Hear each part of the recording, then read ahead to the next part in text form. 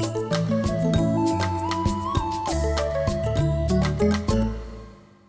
Nina McVeigh. And I'm Susan Beck. Susan, I love to do English smocking. By hand? Well, it is a hand art. However, I don't always have time to do everything by hand. So today we're going to go to the sewing machine with it, like this little dress. I've run this fabric through a pleater to gather it up, and then done sewing machine stitches on top of the pleats to make it look like hand stitching. Good. I have this little dress front that I have, again, put through the pleater. I've gathered up the amount that I want to, so I know right now it's going to fit the yoke of my dress. Okay. Because I've gathered this up to size, just for stability, I'm going to fuse a piece of knit interfacing on the back side. Once I've done all the preparation, I'm ready to take it to the machine. I'm simply going to put this under the foot. And you have lines marked so you know where to stitch? I do have lines marked. It's just easier to see that, and I then can stitch straight. I'm also using foot number 34, which is a clear foot, so I can see exactly where my stitches are going.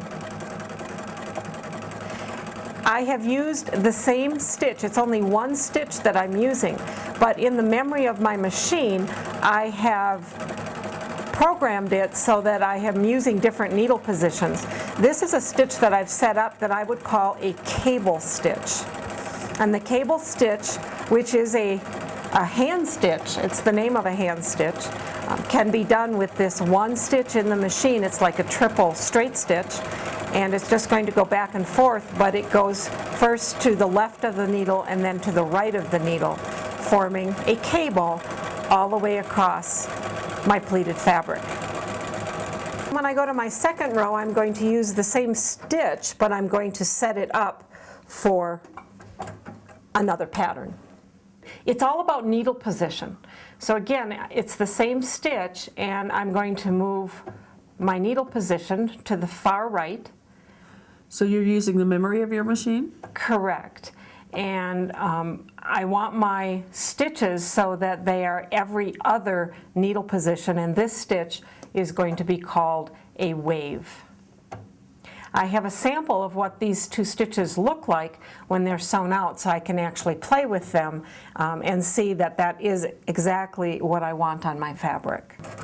So with the altered stitch, I'm doing another row. So are you going to alternate the two stitch variations?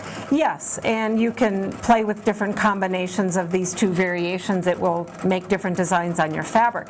The nice thing again about this clear foot is I can check and see if I'm actually matching up underneath the foot. I sometimes want those stitches to come up and actually match.